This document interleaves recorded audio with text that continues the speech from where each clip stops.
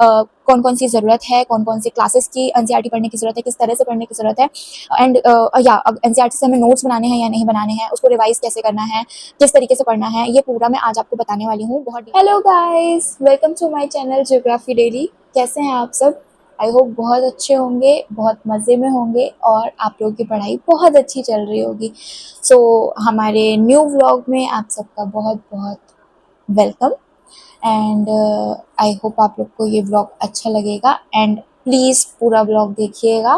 मैं आपको आज पूरी की पूरी एनसीईआरटी के बारे में बताने वाली हूँ, लाइक एवरीथिंग अबाउट एनसीईआरटी। आपको कौन कौन सी ज़रूरत है, कौन कौन सी क्लासेस की एनसीईआरटी पढ़ने की ज़रूरत है, किस तरह से पढ़ने की ज़रूरत है, एंड या अब एनसीईआरटी से हमें नोट्स बनाने हैं या नहीं बनाने हैं, उसको रिवाइज कैसे करना है, किस तरीके से पढ़ना है, ये पूरा मैं आज आपको बताने वाली हूँ बहुत डिटेल में। सो पूरा व्लॉग देखिएगा और अगर व्लॉग अच्छा लगता है तो like this video and subscribe my channel.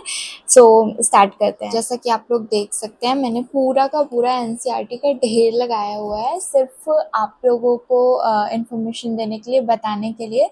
सो ये सारी चीज़ें मैं आपको बताती हूँ और स्टार्ट करते हैं हिस्ट्री के एनसीईआरटी से। तो अगर मैं ऑनेस्टली बताऊँ तो हिस्ट्री में क्या है कि आप जो भी लाइक 6th 7th 8th की एनसीईआरटी पढ़ेंगे वो आपको बड़े क्लासेस वाली एनसीईआरटी में रिपीट मिलेगा इन डिटेल, उसी का डिटेल वर्जन। तो आप चाहें, अगर आपका बेस बहुत कमज़ोर है तो आप 6th 7th 8th की एनसीईआरटी पढ़ सकते हैं। अदरवाइज़ आप अगर नॉर्मल हैं तो आप स्किप कर सकते हैं उसको एंड डायरेक्ट 12th की एनसीईआरटी पढ़ सकते हैं, जिसमें 3 पार्ट्स हैं, themes in Indian history part 1, part 2 and part 3, like this, part 1, part 2 and part 3 सब मिक्स हो गया है गाइज। तो यहीं पे कहीं पे होगी, या दिस वन पार्ट 3। तो ये 3 बुक्स पढ़ सकते हैं आप क्लास 12th की, एंशिएंट मेडाइवल एंड मॉडर्न के हिसाब से पार्ट्स में है ये। एंड देन उसके बाद हमें ये वाली बुक्स पढ़नी है, ये पढ़नी है ये एंशिएंट इंडिया की हमारी आर.एस. शर्मा हो गई एंड मेडाइवल इंडिया की हमारी सतीश चंद्र की बुक हो गई। तो ये दोनों बुक्स पढ़नी है आपको। एंड मॉडर्न के लिए आप चाहें तो पढ़ सकते हैं एनसीईआरटी, अदरवाइज़ आप चाहें तो डायरेक्ट स्पेक्ट्रम से भी पढ़ सकते हैं, it is more than enough, तो वो पढ़ सकते हैं आप, ठीक है।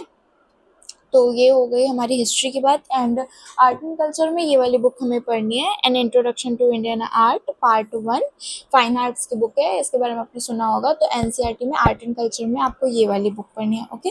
तो we are done with the history.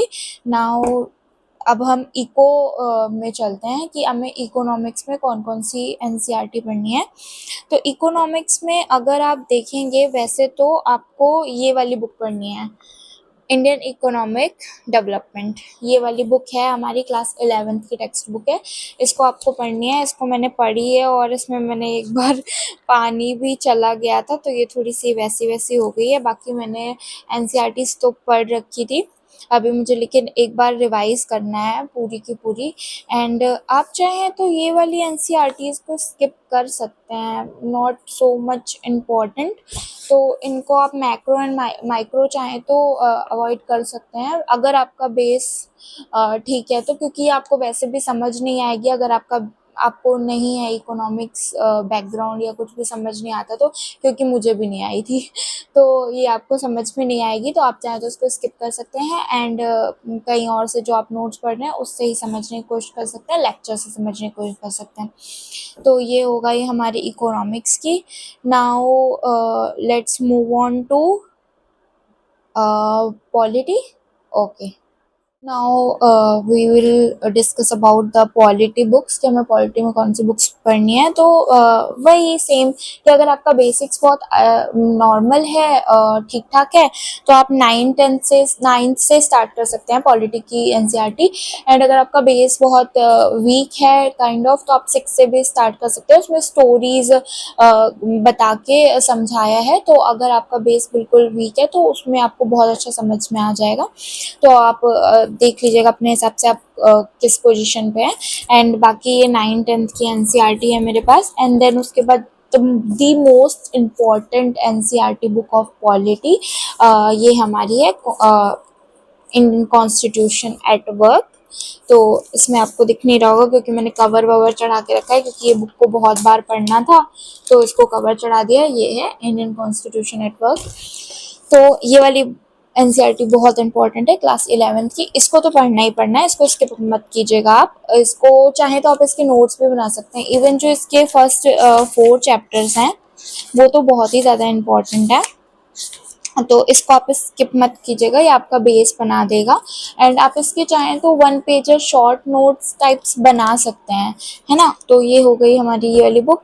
ये पॉलिटिकल थ्योरी की बुक है, मुझे नहीं लगता ये हमारे लिए ज़्यादा यूज़फुल रहेगी। ये उनके लिए है जिनका political science as a optional है, उनको ये शायद ज़्यादा यूज़फुल है। मुझे नहीं लगता कि ये ज़्यादा यूज़फुल है।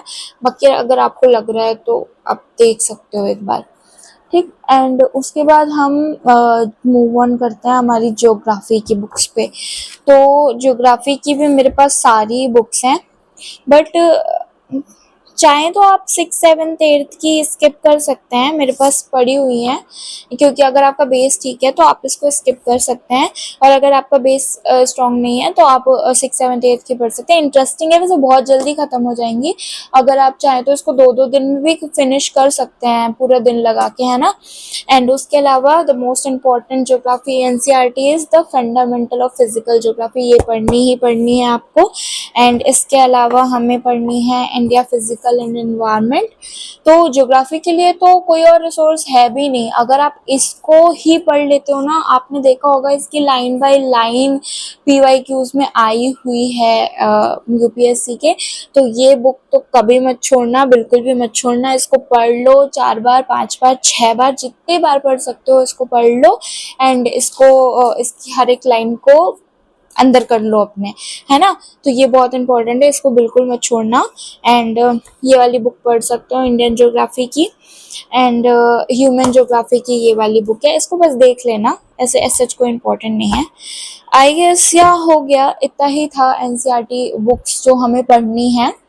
बाकी तो कुछ भी हमें सच पढ़ना नहीं है। हाँ, वर्ल्ड हिस्ट्री की, सॉरी, वर्ल्ड हिस्ट्री की एक बुक है, क्लास 12th की ही हिस्ट्री की एक बुक है, उसको आप पढ़ सकते हो as a world history reference के लिए। वरना चाहो तो किसी भी कोचिंग इंस्टीट्यूट्स के नोट्स लेके आप वर्ल्ड हिस्ट्री कंप्लीट कर सकते हो। तो या ये था एनसीईआरटी का। अब आती है बात कि हमें एनसीईआरटी रिवाइज कैसे करनी है। तो सिंपली एक बार आप उसको पढ़ो, पूरा ऐसे स्टोरी की तरह पढ़ते जाओ, पढ़ते जाओ, पढ़ते जाओ, कुछ भी हाईलाइट मत करना, नथिंग, कुछ भी नहीं, बस स्टोरी की तरह पढ़ लो। देन सेकेंड रीडिंग में कोशिश करो उसको, जो जो आपको मेन पॉइंट्स लग रहे हैं हाईलाइट कर दो, उसको कोशिश करो वो कर दो, ठीक है।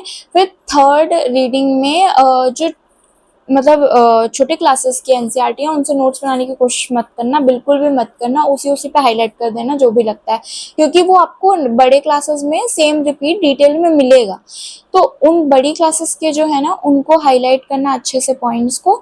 एंड देन उसके बाद अगर उसमें से कुछ इंपॉर्टेंट लगता है तो जस्ट लाइक ऐसा नहीं कि पूरा लिखना है उसको, 1 पेज नोट्स आपको जो याद हो रहा है वो तो याद ही हो रहा है, जो याद नहीं हो रहा है आपको वो लिखना है, क्योंकि आपको वो ही पढ़ना है जो आपको याद नहीं हो रहा है बार बार। तो 1 पेजर नोट्स उसको बना सकते हो आप ऐसे अच्छे से बना के, एंड देन उसको रख सकते हो, लूप शीट्स में बना लीजिएगा। सो ऐसे करके आप एनसीईआरटी अपनी कंप्लीट कर सकते हो एंड स्टैंडर्ड बुक्स पे मूव ऑन कर सकते हो। सो ये था आज का व्लॉग। आई होप आप लोग को बहुत इन्फॉर्मेशन मिली होगी और अच्छा लगा होगा। और हाँ, जिन भी लोगों ने मेरा व्लॉग यहाँ लास्ट तक देखा है तो कमेंट करिएगा रेड हार्ट इन कमेंट्स, तो मैं समझ जाऊँगी कि आप लोगों ने ये वीडियो यहाँ तक देखा है। एंड अगर आप लोग को ये वीडियो अच्छा लगा है, एंड मिलते हैं नेक्स्ट वीडियो पे। सो तब तक के लिए take care, bye bye, see you. अच्छे से पढ़ाई करिएगा और डिस्ट्रैक्शन से दूर रहिए, एंड ऑल द बेस्ट।